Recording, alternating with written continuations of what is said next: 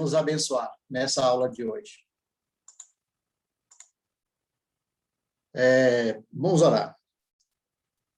Senhor, nosso Deus, nosso Pai, mais uma vez nós te agradecemos por essa oportunidade que temos, ó Senhor, de estudar a Tua palavra.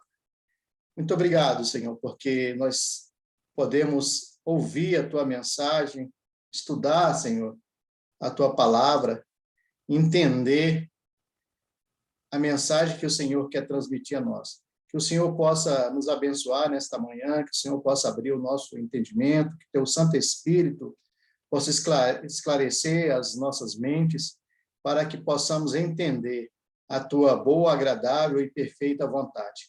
Abençoa, Senhor, todos os alunos da nossa classe, que o Senhor possa abençoar a mim, Senhor, também, que o Senhor possa falar através de mim, e que o Senhor possa estar colocando, Senhor, nos meus lábios a mensagem, a palavra que o Senhor quer que eu fale.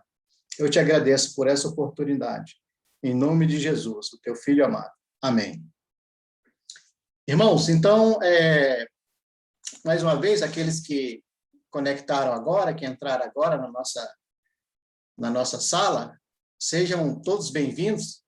A nossa tela já está compartilhada aí, e vamos prosseguir, então, com o nosso curso.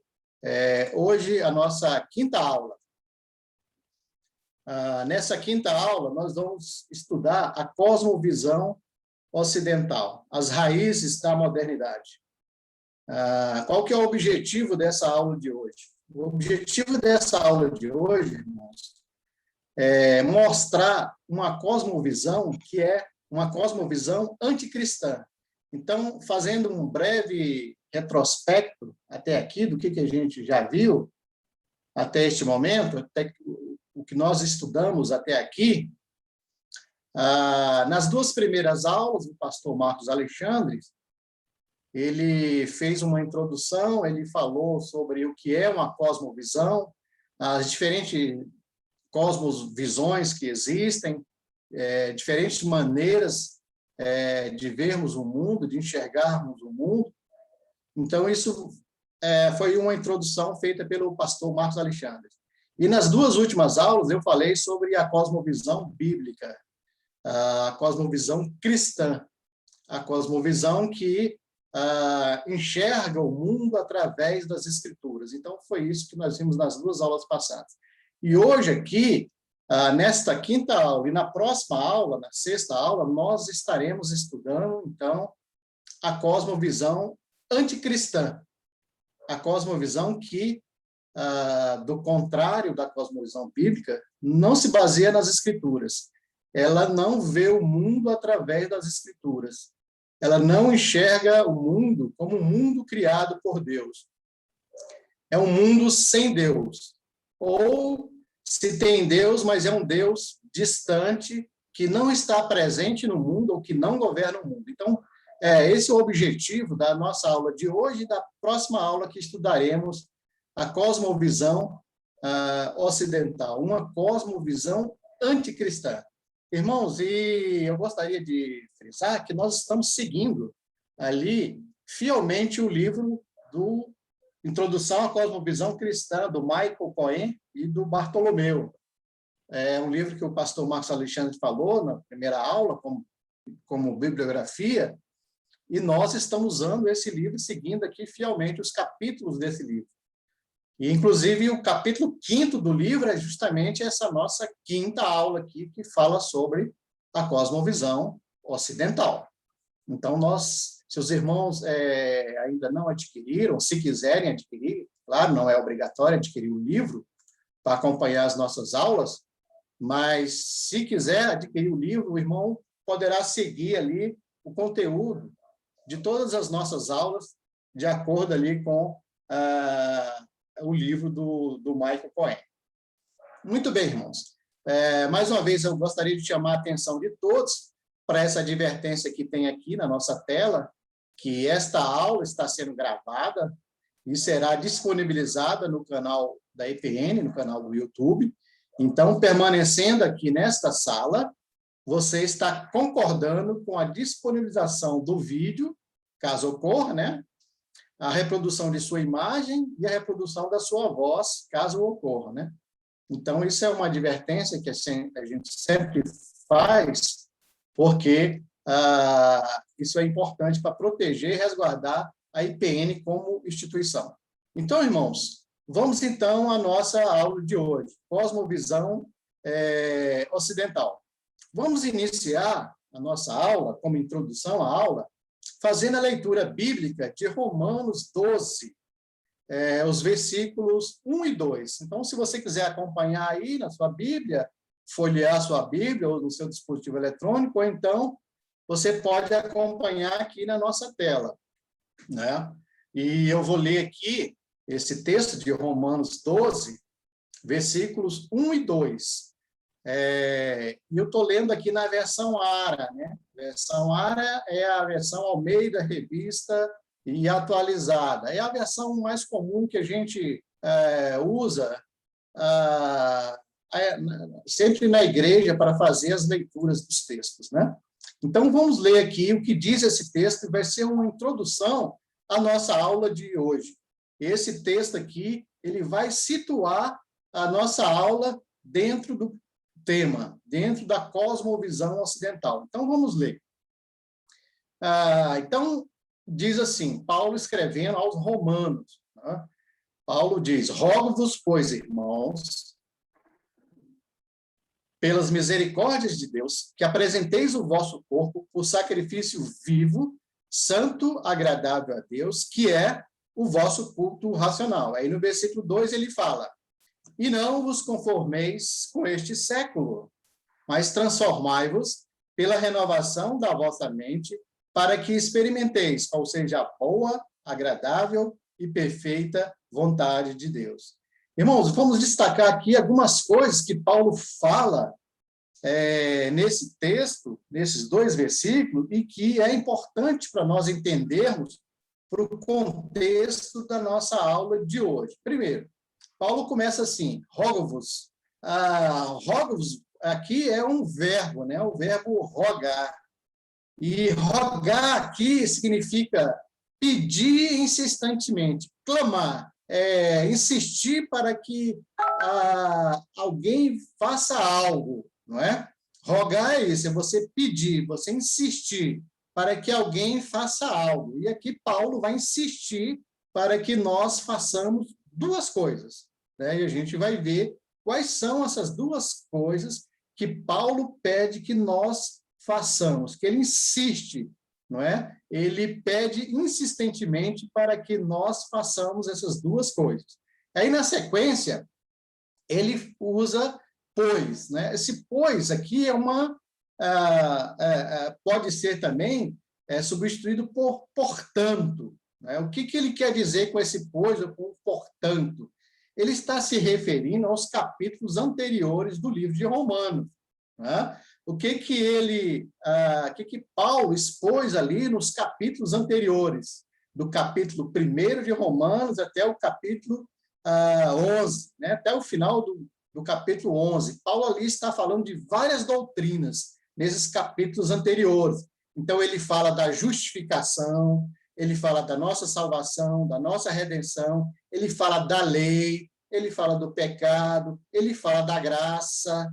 E aí, no capítulo 12, ele coloca, pois, portanto. Então, ele está pedindo aqui, rogando, né, pedindo insistentemente 2 coisas, que a gente vai abrir aqui, ver que são essas coisas, e está se referindo aos capítulos anteriores, como se ele estivesse fazendo aqui uma aplicação dos capítulos anteriores. Então, esse pois aqui significa que Paulo aqui vai fazer uma aplicação, ele vai aplicar todo o conteúdo dos capítulos anteriores, não é?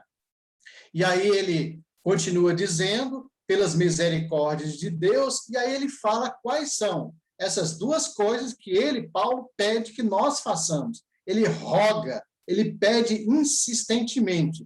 Então, ele fala que a primeira coisa é que nós devemos nos apresentar a Deus, não é? Apresentar o nosso corpo por sacrifício vivo e agradável a Deus, que é o nosso culto racional. Então, já entendemos aqui que a primeira coisa que Paulo pede que nós façamos é que nós apresentemos a Deus um culto racional, um culto com o nosso entendimento, um culto consciente, sabendo aquilo que nós estamos fazendo, ou seja, um culto verdadeiramente de adoração ao nosso Deus. Isso é um culto racional, é um culto com entendimento, sabendo o que você está fazendo, sabendo que você está prestando um culto a Deus, o verdadeiro Deus. Então, isso é um culto racional, e ele pede isso. E a segunda coisa, que tem muito mais a ver com a nossa aula de hoje, está no versículo 2, e que a gente vai se deter mais aqui nessa palavra de Paulo. Ele fala assim, e não vos conformeis com este século. Então, aqui é que nós vamos pegar o gancho para a cosmovisão ocidental. Então, vamos entender primeiro o que é conformeis, ou conformar. O verbo conformar, se a gente for pegar uma ajuda lá do dicionário, o dicionário diz que conformar é você tomar a forma de algo, você se amoldar, né? Você se tornar com o mesmo formato, viver no mesmo formato, estar na mesma forma, seguir aquele formato, né? É seguir um padrão. E aí ele diz, então, que nós não devemos o quê? Tomar a forma deste século. Século aqui, irmãos, significa toda vida que é contrária à palavra de Deus. Então, todo o sistema de vida, todos os valores, não é? Tudo aquilo que nós acreditamos e que seja contrário às Escrituras pode ser entendido como século, né? Uma cosmovisão, ela pode ser entendida como século, porque é uma forma de enxergar o mundo. E aqui, no caso da cosmovisão ocidental, é uma forma de enxergar o mundo contrária à palavra de Deus. Então, a gente pode entender aqui que a mensagem de Paulo, hoje, para nós, cristãos do século XXI, que estamos hoje vivendo neste mundo, e não vos conformeis com a cosmovisão ocidental. Por quê? Porque a cosmovisão ocidental, como a gente vai ver aqui no desenvolvimento da aula, ela é uma cosmovisão, é um estilo de vida, uma maneira de ver o mundo fora das Escrituras, sem Deus, né? É uma forma de viver sem Deus. Então, é isso que a gente vai ver aqui na cosmovisão ocidental. E é por isso que Paulo fala que nós não devemos tomar a forma, tomar o padrão, viver de acordo com a cosmovisão ocidental. Então, tendo essa mensagem de Paulo como fundo da nossa aula, a gente vai entender o que é a cosmovisão. Como que a cosmovisão ocidental ela enxerga o mundo sem as Escrituras? E como que a cosmovisão ocidental enxerga o mundo sem Deus? Né? Que mundo é esse que se enxerga através da cosmovisão ocidental, que é um mundo fora das Escrituras? Então, a cosmovisão ocidental é uma cosmovisão, como eu já falei, anticristã, e que molda, olha aí, molda o que conforma, né? Que dá forma, que dá formato ao mundo global. Então, hoje nós podemos dizer que todo mundo globalizado, ele vive sobre essa visão, a cosmovisão ocidental. E existe uma incompatibilidade, não é, entre a cosmovisão bíblica e a cosmovisão ocidental. E essa incompatibilidade ela é irreconciliável, ou seja, é impossível você juntar as duas coisas. Ou você enxerga o mundo de acordo com a cosmovisão bíblica, que nós vimos nas duas aulas passadas, ou você enxerga o mundo conforme a cosmovisão ocidental. As duas cosmovisões, elas são incompatíveis e elas são irreconciliáveis. E por que a cosmovisão ocidental ela é irreconciliável? E por que ela é uma cosmovisão anticristã? É isso que nós vamos estudar agora, é isso que nós vamos desenvolver aqui no conteúdo dessa nossa aula. Então, irmãos, a cosmovisão ocidental, para a gente entender, ela é um pacote, né? Ela é um combo, como a gente diz por aí, um combo. Quando você abre esse pacote, quando você desembrulha esse pacote, o que você vê dentro da cosmovisão ocidental? Você vê, pelo menos, 4 filosofias de vida, 4 estilos de vida, 4 maneiras de se viver neste mundo, que é o humanismo, o iluminismo, a modernidade e a pós-modernidade. Então, esses aqui são as raízes, né, onde se originam a cosmovisão ocidental. Então, cada uma dessas filosofias, ou cada um desses estilos de vida, eles são a base fundamental da cosmovisão, são a base, são os pilares que sustentam a cosmovisão ocidental. Então, a gente vai agora estudar cada um dessas filosofias, ou desses estilos, ou desses padrões de vida, né? Ou dessas cosmovisões, o humanismo, o iluminismo e a modernidade e a pós-modernidade. Na aula de hoje, por causa do nosso tempo, a gente vai estudar os 2 primeiros, o humanismo e o iluminismo. Então, vamos ver como que essas filosofias de vida, esses estilos de vida, eles são contrários à palavra de Deus. E por que ali naquela recomendação de Paulo, nós não devemos conformar com essas ideias ou com esses padrões de vida, ou com essas cosmovisões que compõem a cosmovisão ocidental, o humanismo, o iluminismo, a modernidade e a pós-modernidade. Então, hoje, vamos ver o humanismo e o iluminismo. Vamos ver por que essas 2 filosofias hoje, elas são anticristãs e elas mostram o mundo fora das Escrituras, né? Começando, então, irmãos, pela raiz do humanismo, como que o humanismo se originou, para a gente entender de onde vem o humanismo, não é? O humanismo ele vem do paganismo grego-romano, não é? Lá na antiga Grécia.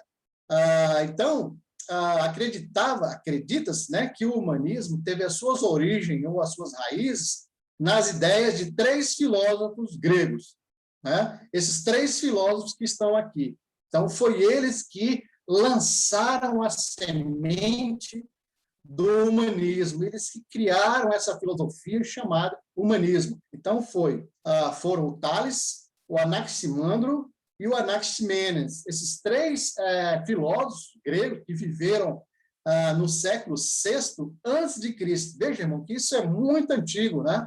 No século VI antes de Cristo, lá na cidade de Mileto. Então, foram esses filósofos que plantaram ali a primeira semente dessa ideologia, ou dessa filosofia, ou desse padrão de vida, modo de viver chamado humanismo. E o que esses filósofos disseram lá naquela época? Eles acreditavam que o mundo poderia ser melhor explicado sem a religião ou sem a presença de Deus. Olha que coisa, então, que eles fizeram. Eles lançaram ao mundo essa ideia, né? A ideia de filósofo, não é? Ou seja, de explicar o mundo sem a religião e sem Deus, não é? Porque até então o padrão era que o mundo ele fosse explicado através de um Deus, não é? Os gregos e os romanos eles utilizavam a figura de vários deuses, eles eram politeístas, para explicar o mundo, não é? E para explicar o comportamento das pessoas. Então, todos eles explicavam pela religião. Então, se caía um raio, era um deus lá determinado que fazia aquele raio cair. Se tinha uma tempestade, eles atribuíam aquela tempestade a um deus. Se o mar estava muito revolto, eles atribuíam isso a um deus também. Então, todos os fenômenos da natureza e tudo que se podia ser explicado, eles explicavam através da religião. Até que, um belo dia, esses 3 filósofos chegaram assim, e se a gente explicasse o mundo sem Deus? Como seria? Sem presença de Deus e sem a religião? E se esses fenômenos que acontecem fossem fenômenos naturais da natureza e não tivesse ligação nenhuma com Deus? Não é? Então, foi assim que eles lançaram essa filosofia chamada humanismo, né? Tentar explicar o mundo sem Deus, sem a presença de um Deus, não é? E outros filósofos da Grécia Antiga também passaram a seguir esse pensamento, ou seja, a autoridade divina passou a não fazer mais sentido na visão desses filósofos, não é? Eles gostaram da ideia, olha, acho que esse negócio de explicar o mundo sem Deus, isso funciona, né? Parece que é exatamente aí, parece que o caminho é esse, é você explicar o que acontece no mundo, ou você viver no mundo sem Deus, não é? Então, eles começaram a desenvolver essa ideia e a levar essa ideia adiante. Então, a educação, a medicina, a economia e várias outras áreas do conhecimento humano começaram a se desenvolver, isso ainda lá na Grécia Antiga, sendo influenciado por esse pensamento, né? De que você não precisa ter um Deus no mundo para explicar os fenômenos, para explicar as coisas que acontecem com o mundo, para explicar o comportamento humano, o padrão humano.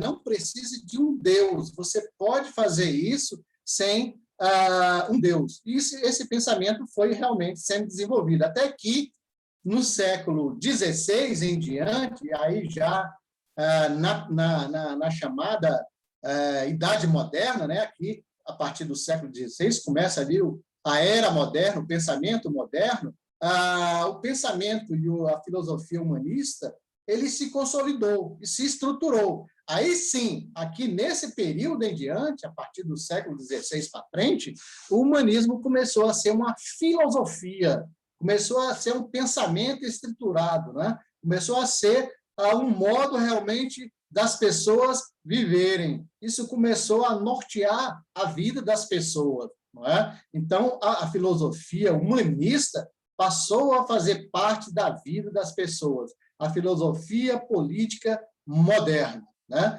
E no período moderno, então, o centro de gravidade mudou de Deus para o homem, das escrituras para a ciência, da revelação divina para a razão. Então, o homem estava entendendo que cada vez mais ele poderia estar presente no mundo e poderia entender o mundo e poderia viver no mundo sem Deus, não é? Sem as escrituras, apenas com a ciência e apenas com a razão, e colocando o homem como o centro de tudo. Então, aqui o homem passou a ser o centro de gravidade, ou seja, o homem passou a ser o mais importante no universo. Deus foi deixado de lado, não é? Então, cada vez mais, o homem assumiu o centro do universo e Deus foi deixado de lado. E hoje nós temos, então, o que é o humanismo? O humanismo é justamente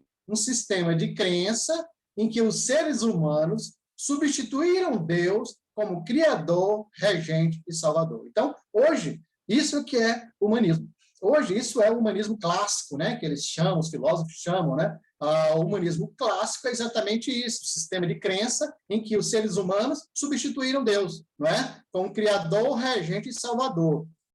E o teocentrismo, né? Que Deus era o centro de tudo, cedeu lugar ao antropocentrismo, ou seja, o homem passou a ser o centro do universo, né? Então, estamos aqui entendendo por que Paulo, lá em Romanos 12, 1 e 2, principalmente no 2, ele fala, ele pede, ele roga insistentemente que nós não devemos conformar ou estar de acordo ou viver conforme a cosmovisão ocidental. Por quê? Porque a cosmovisão ocidental ela tem como uma de suas raízes exatamente o humanismo, que é esse sistema de crença em que Deus foi substituído pelo homem. O homem passou a ser o ser mais importante do universo, e não Deus, né? Então, isso é que é o humanismo. O humanismo, então, ele revolucionou o campo cultural e marcou a transição da Idade Média para a Idade Moderna, não é?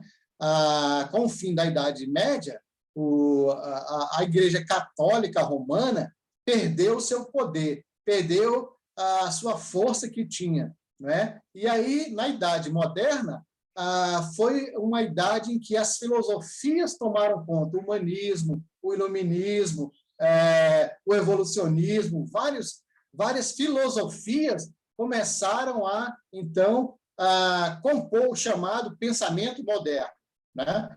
E uma outra coisa importante que o humanismo fez nessa época, na Idade Moderna, foi que o humanismo acabou com dogmas, com rituais e com as crenças religiosas. Ou seja, ela tirou o poder da igreja, ela afastou o poder da igreja e ela acabou com vários dogmas, com rituais e acabou com a crença religiosa. Assim, as pessoas viviam afastadas da religião. As pessoas viviam sem rituais, sem dogmas, sem a crença num Deus, não é? Afastadas de Deus. E o homem estava cada vez mais assumindo o papel de Deus. O homem estava colocado no centro do universo, né? E ali no centro do universo era o homem que conduzia todas as coisas. Era o homem que era o ator principal, né? E Deus, ele foi deixado de lado. Deus foi esquecido, né? Algumas características do humanismo. Claro que não são apenas essas características, mas aqui eu destaco duas que são principais no humanismo. A primeira é o naturalismo, né, que afirma que este mundo é tudo que existe, portanto, nega a existência de um mundo espiritual. E a outra característica fundamental do humanismo é ser racionalista, ou racionalismo, né? É que a razão humana e o método científico levarão a humanidade a cumprir a tarefa de substituir Deus. Né? É isso que o racionalismo humanista propõe, não é? Que a razão humana, o conhecimento humano, o entendimento humano, aliado ao método científico, eles poderão substituir Deus. Então, essa é a proposta que está implícita no humanismo, né? Através dessas propostas, então, você pode substituir Deus, né? E o credo principal humanista, eles dizem assim, isso está lá no Manifesto Humanista, né? Que foi publicado no século XVIII. Então, o humanista, ele crê que, se seguirmos fielmente, confiando em nossa razão e na ciência, podemos ter a certeza de progredir rumo a um mundo de felicidade, de liberdade, de prosperidade material, de verdade e de justiça. Então, isso está lá no credo humanista. Isso é o que eles acreditam, é o que eles afirmam, né? E aí, mais uma vez, a gente fazendo referência lá a que Paulo escreveu lá em Romanos 2, né? Não vos conformeis com a cosmovisão ocidental. Não vos conformeis com o humanismo. Por quê? Porque o humanista é uma filosofia que ela esqueceu Deus, afastou Deus e colocou o homem para substituir Deus. Não é? Então, irmãos, isso que é o humanismo. Vendo aqui o pensamento, a ideia de alguns pensadores, filósofos humanistas, né? O que eles deixaram registrado, por exemplo, se a gente for olhar o que esse filósofo, Friedrich Nietzsche, né?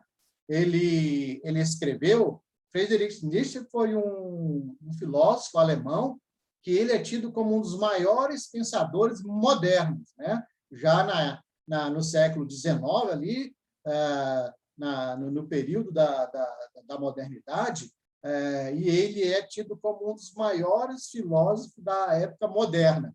E o que Friedrich Nietzsche escreveu sobre o humanismo? Friedrich Nietzsche foi o autor daquela famosa frase Deus está morto, né?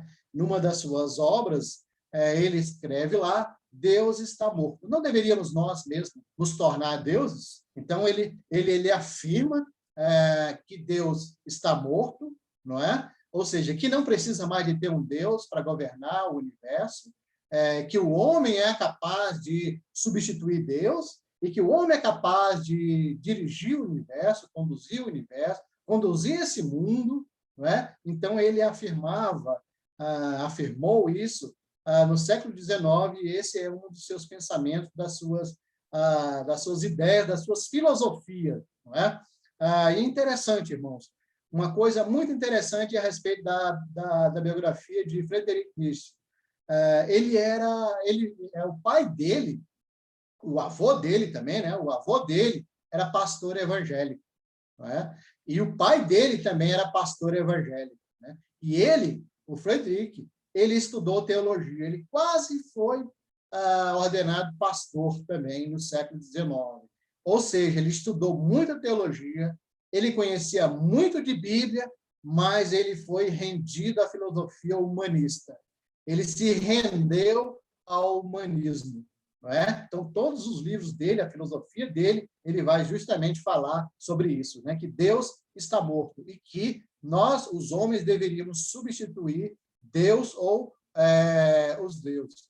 Outra fala muito impactante de Nietzsche é exatamente essa aí. É o homem apenas um erro de Deus?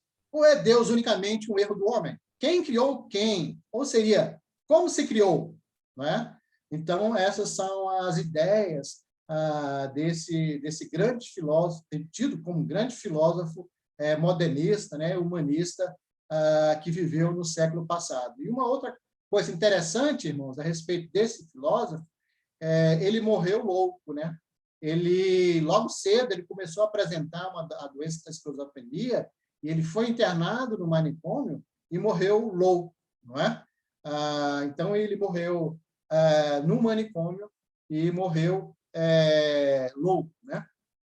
E o pessoal diz que, em resposta ao que Nietzsche falou, Deus teria respondido para ele, né? Então, em 1883, Nietzsche falou, God está dead, Deus está morto. Mas aí Deus teria respondido para ele, Nietzsche está morto. E essa é a grande verdade, né? Nietzsche está morto, né? Mas Deus está vivo, e sabemos disso, né? Então, essa é algumas ideias desse grande filósofo aí da era moderna. Então, irmãos, aqui vamos agora passar para o iluminismo, feito do iluminismo. Em relação ao humanismo, nós entendemos que ficou claro. O humanismo, então, o ponto central tira Deus e coloca o homem. Esse é o ponto central. E, por causa disso, então, é uma cosmovisão anticristã, não é? E o humanismo é um dos principais pilares, ou uma das principais raízes da cosmovisão ocidental. Vamos, então, passar ao segundo ponto da cosmovisão ocidental, que é o iluminismo. Vamos entender um pouquinho o que foi o iluminismo, não é? O iluminismo ele foi um movimento filosófico intelectual que aconteceu no século XVIII na Europa, em especial na França. E os pensadores iluministas, eles defendiam o quê?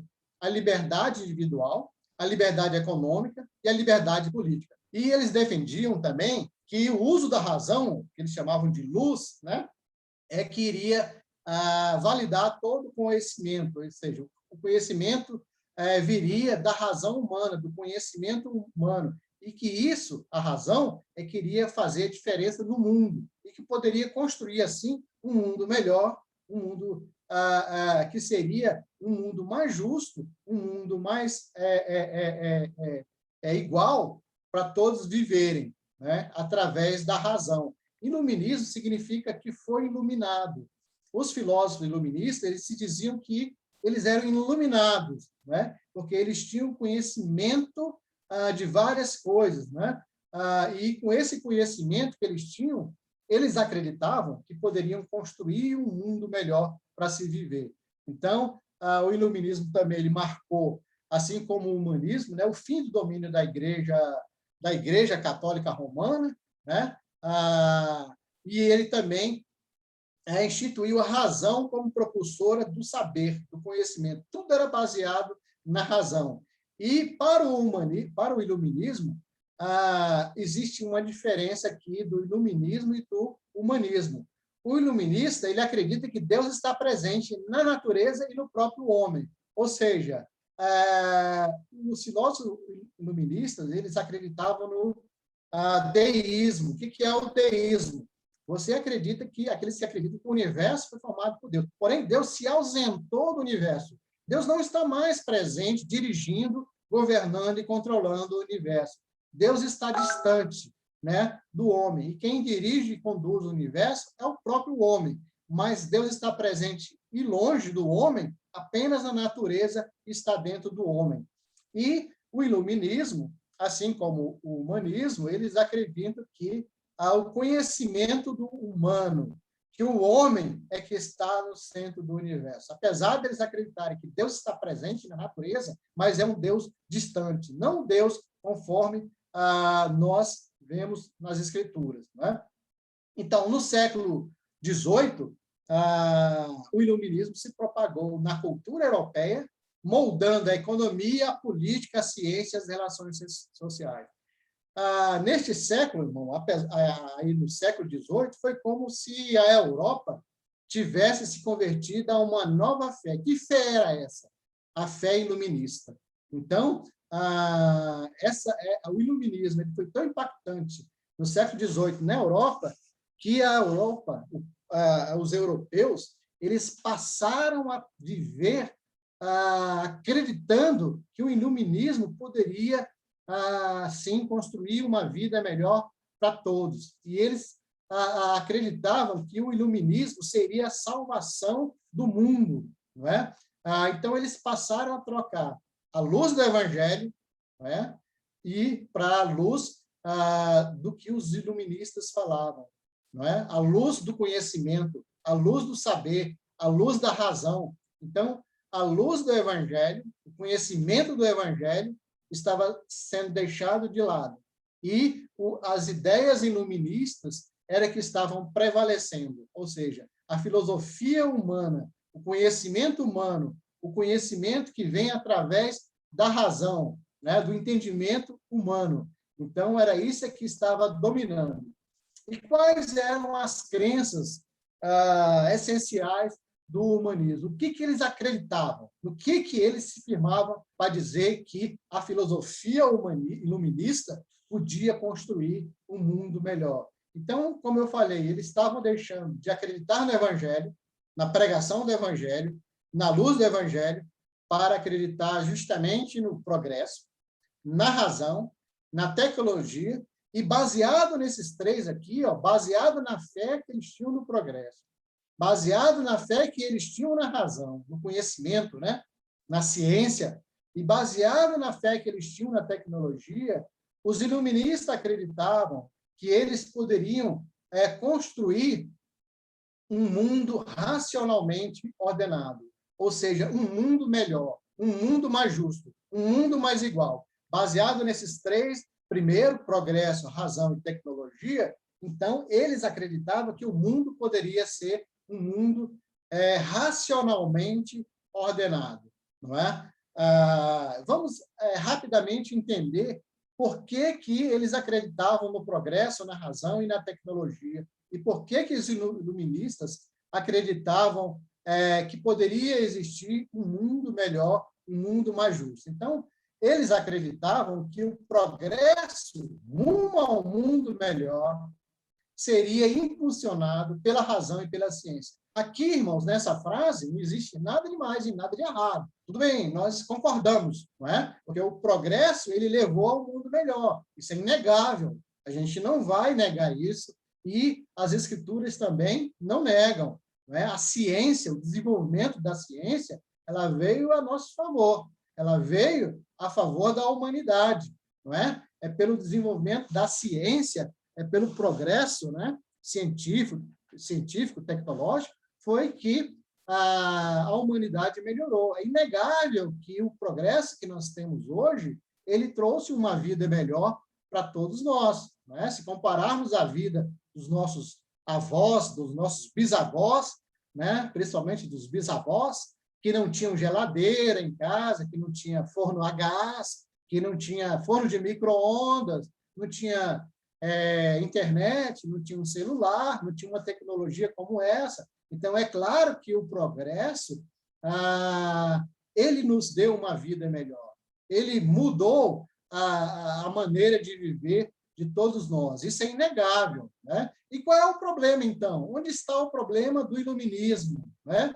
O problema está exatamente aqui embaixo, ó, nessa frase. Extremamente materialistas, os pensadores iluministas diziam, olha o que eles diziam, a boa vida na Terra, com muitos bens, fartura e riqueza, seria melhor do que a vida bem-aventurada após a morte. Né? O que os filósofos estavam dizendo aqui era assim, porque no Evangelho se prega que nós teremos uma vida após a morte bem-aventurada, ou seja, que nós seremos felizes na eternidade, viveremos uma vida eterna com Cristo, no paraíso.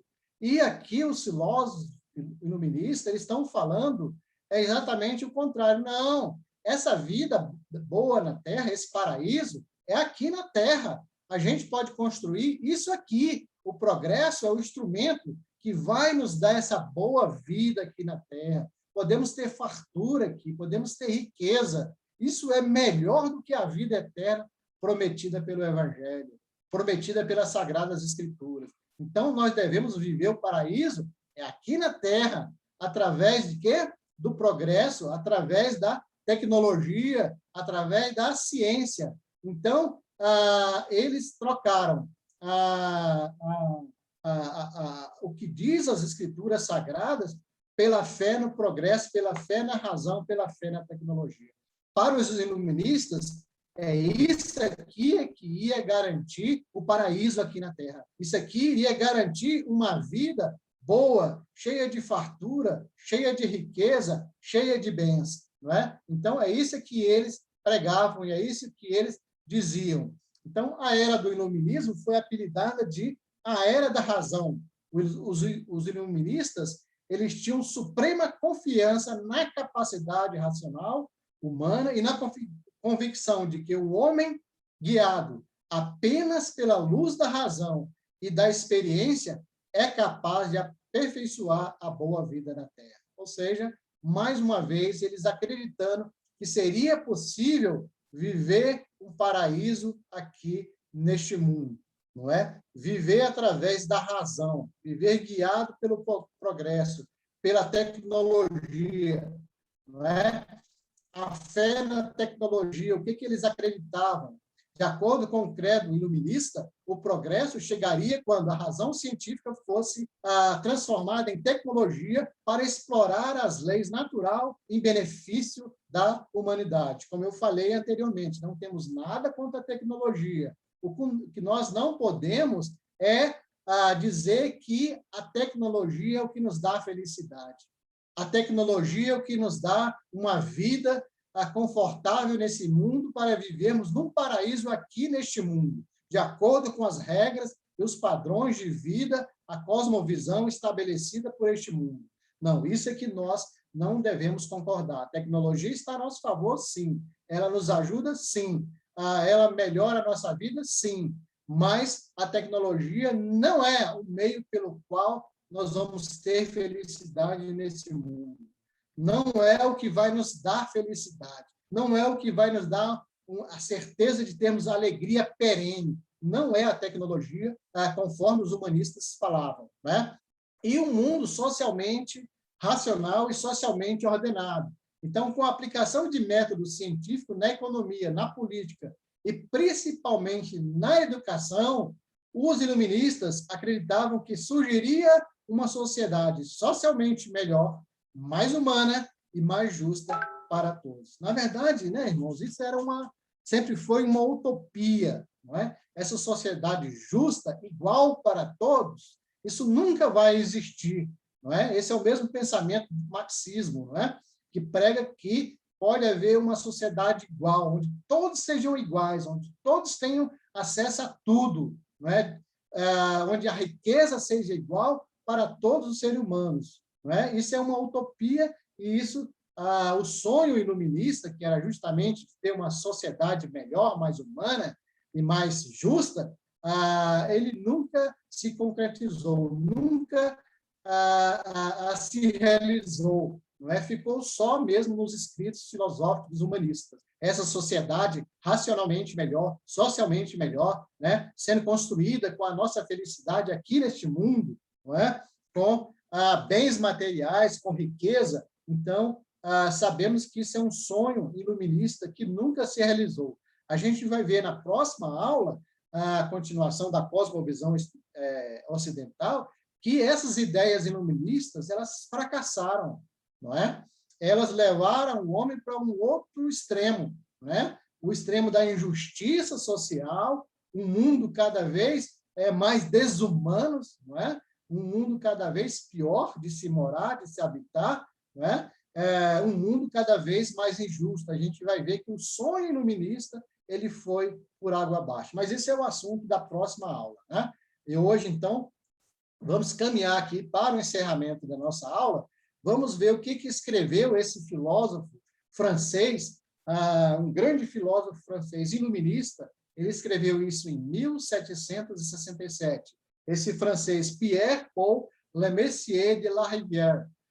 Ele escreveu nesse livro A Ordem Natural e Essencial das Sociedades Políticas. Eu acho que quem já fez aí mestrado, doutorado em ciência política, já deve ter estudado muito esse livro aí, né? Já conhece esse livro, A Ordem Natural e Essencial das Sociedades Políticas, que é um livro escrito por um filósofo iluminista, né? Esse Pierre Paul, né? E olha o que ele escreveu, né? Humanamente falando, nossa maior felicidade possível consiste na maior abundância possível de objetos adequados para nosso prazer e na maior liberdade para desfrutá-los. Então, ele dizia que a nossa felicidade possível, né, a maior felicidade do ser humano é ser o quê?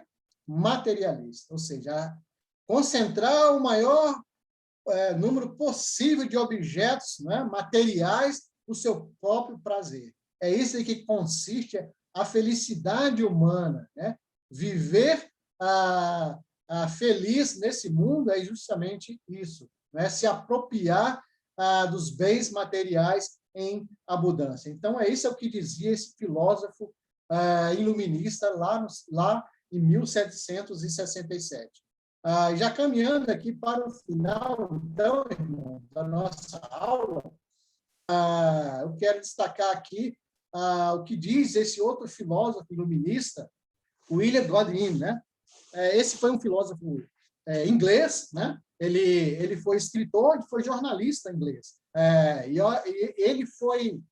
O William Godwin, ele foi casado com a Mary Wollstonecraft. E quem foi essa Mary Wollstonecraft? Ela foi a precursora do movimento feminista. E ela foi autora do famoso livro Uma Reivindicação pelos Direitos da Mulher, em 1792. Foi ela que lançou o movimento feminista. Não é? E o movimento feminista, inclusive, é um subproduto do iluminismo. Ele surgiu ali no clamor, né? No fragor ali do pensamento iluminista. Então, o William Godwin, esse filósofo, ele escreveu vários livros, não é? Todos com pensamento iluminista. Esse livro aqui foi o livro mais famoso dele, esse livro, Inquérito acerca da Justiça Política. E olha o que ele escreveu nesse livro, né? William Godwin. Não haverá guerras, nem crimes, nem aplicação da assim chamada justiça, nem governo. Esse filósofo ele também foi conhecido como o pai do anarquismo, né? De ausência total de governo, né? Ele pregava isso, que não precisava existir governo, né? Era um anarquismo, né? Então, ele dizia lá que, além disso, não haverá doença, né? As pandemias que aconteceram, depois que ele falou isso, é que eu diga, né? A gente vai ver na próxima aula como que esse sonho iluminista foi por água abaixo. Não teria angústia, ó. Ele disse, além disso, não haverá doença, não haverá angústia, não haverá melancolia, nem ressentimentos. Cada homem procurará com inefável paixão o bem de todos os homens. Não é? Então, esse era o sonho iluminista, né? De não ter guerra, de não ter crime, de que não precisa ter justiça para ser aplicada aos homens, não é? Não haveria doença, não haveria angústia, não haveria nada disso. Então, esse era o pensamento deste filósofo humanista que viveu aí nesse período de 1793. Em 1993 é que ele escreveu esse livro. E uma outra coisa, irmãos, curiosa a respeito de William, ele também foi pastor. Esse foi pastor, não é? Ele chegou a ser ordenado a ser pastor inglês. Ele estudou teologia, né, se formou teólogo, chegou a dirigir algumas igrejas na Inglaterra, no interior da Inglaterra, né?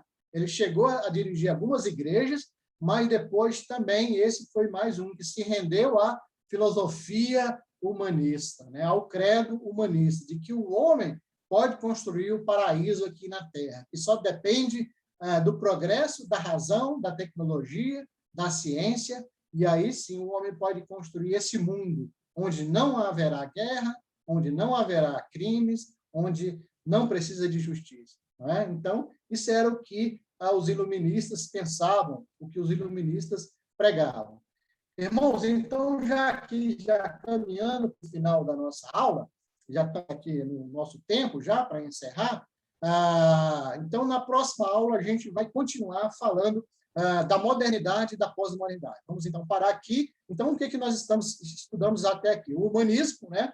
Que a filosofia que tira Deus e coloca o homem como centro do universo, e o iluminismo, né? O iluminismo que prega que o homem pode construir um paraíso aqui na Terra que só depende do progresso, da tecnologia, da razão e do conhecimento humano. E aí sim, você pode sim construir o paraíso aqui na Terra e viver uma vida melhor, construir uma sociedade mais justa, mais igual para todos. Então, a gente viu esses dois pontos aqui. Na próxima aula, a gente vai continuar vendo o desenvolvimento da modernidade, não é? Como que a modernidade se desenvolveu e como que nós chegamos até os dias de hoje, que é o período pós-moderno, que é que os filósofos pós-modernos eles estão falando por aí. Né? Então, essa é a cosmovisão ocidental. Como falamos, uma cosmovisão totalmente contrária às escrituras.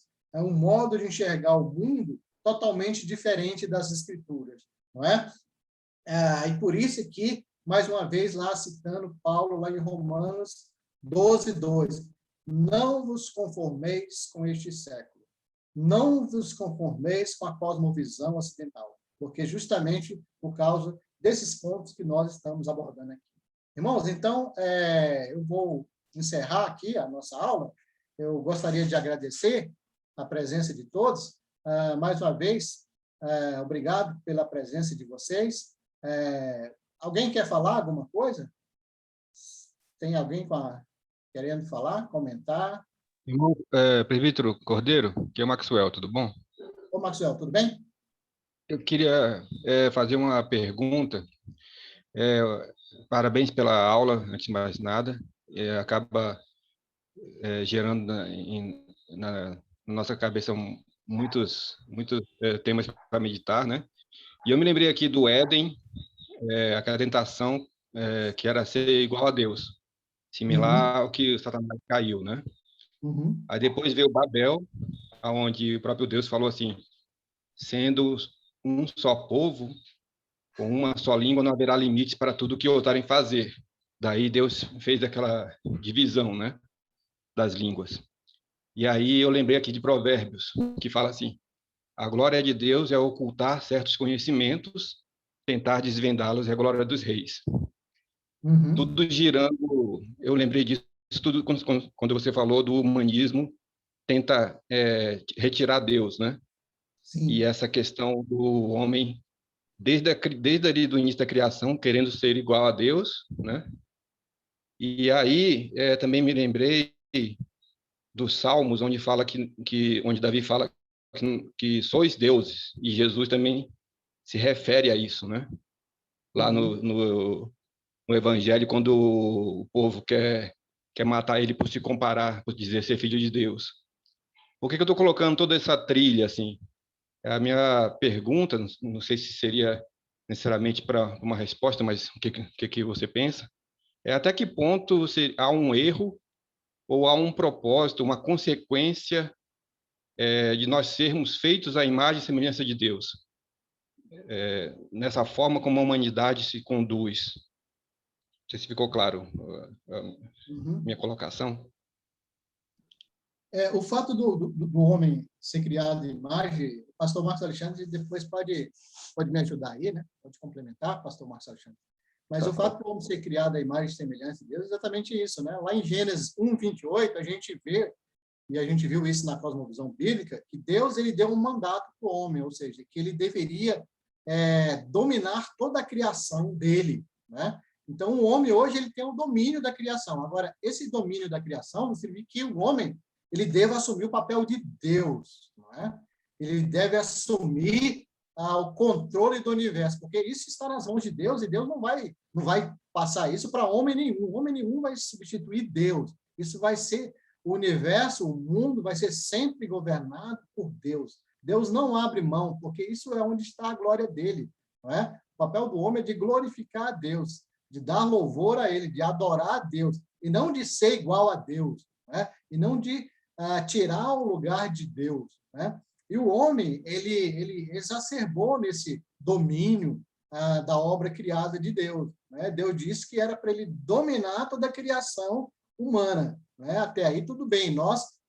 Eu acredito que o desenvolvimento da ciência, o desenvolvimento da tecnologia, tudo advém desse mandato que Deus deu ao homem, ou seja, de dominar a criação dele. Agora, isso não dá direito ao homem de substituir Deus, né?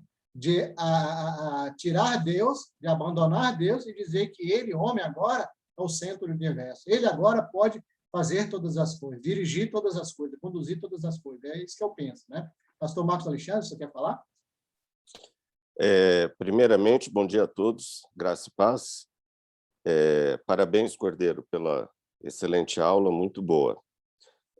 Se eu entendi bem a pergunta do irmão Maxwell, a pergunta é em relação ao humanismo e à nossa imagem tendo sido feita a imagem e semelhança de Deus.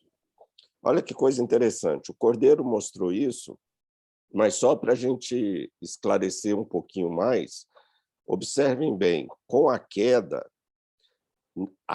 não quer dizer que o homem perdeu a sua imagem, a sua semelhança, mas com a queda, a imagem e a semelhança de Deus na vida humana ficou desfigurada, ficou deturpada, ela ficou reduzida a uma situação mínima, vamos assim dizer, ao ponto do homem não ser mais identificado realmente a imagem e a semelhança de Deus.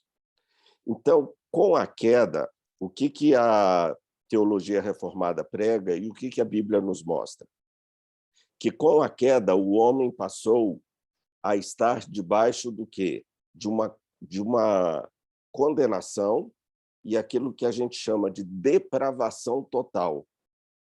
A teologia reformada e a própria Bíblia nos apresenta uma imagem extremamente negativa do homem sem Deus. Então, essa ideia do iluminismo, que o Cordeiro muito bem apresentou para nós, o iluminismo apresenta uma imagem extremamente positiva do homem. O homem é um ser bom e o homem pode transformar essa terra num paraíso. Tudo depende do homem para que as coisas se organizem. Veja o positivismo de Augusto Comte. Ordem e progresso. Está no meio da nossa bandeira. Ou seja, tudo depende do homem ter ordem e progresso que a coisa vai para frente. Só que depois do iluminismo veio o quê? No século XIX, veio a Primeira Guerra Mundial, onde o iluminismo e o humanismo começam a ser questionados. Veio a Segunda Guerra Mundial, onde essa bondade, essa visão positiva do homem começa a ser questionado, e a Bíblia nos mostra que o homem não é tão bom assim. Então, vejam bem, essa é a diferença entre o cristianismo e o marxismo, porque o marxismo ele tem essa ideia positiva do homem, de que ele pode fazer com que o paraíso seja instalado aqui na Terra. Não. A não ser que Deus transforme o coração do homem, né, a gente ainda vai continuar nesse caos que nós estamos vivendo. Irmãos, Essa pandemia pela qual nós estamos passando é uma expressão concreta do coração corrompido do homem. Falta de amor, falta de humanidade, falta de tudo, né? Então, isso só demonstra o quanto que o coração do homem está corrompido e é corrompido. Então, eu diria que o humanismo é uma falácia, o humanismo é uma utopia. Ele só seria possível se o homem, de fato e de verdade, fosse um ser bom. Obrigado, pastor Marcos Alexandre. Mais alguém quer falar? Senão a gente vai encerrar a nossa aula, nosso tempo já está aqui, já está bem avançado, né? Estou até sentindo um cheiro do almoço aqui. Irmãos, mais uma vez, então, quero agradecer a todos, né, pela presença aqui na nossa aula, e vamos, então, no próximo domingo, a gente continua estudando sobre a cosmovisão ocidental, né? Ok. Muito obrigado a todos, tenham todos um bom domingo. Não esqueçam Amém. de fazer a nossa avaliação, o link está colocado aí, né? Tem esse QR Code também, você pode apontar o seu celular aqui no QR Code, fazer a avaliação, que para a nossa EBD é muito importante que você faça essa avaliação. Pastor Marcos Alexandre, você quer falar mais alguma coisa? Ok, Cordeiro, obrigado pela aula, Deus continue te abençoando. Bom Amém. almoço para todos, Deus abençoe, shalom. Shalom. Até o próximo domingo, irmãos. Amém. Shalom.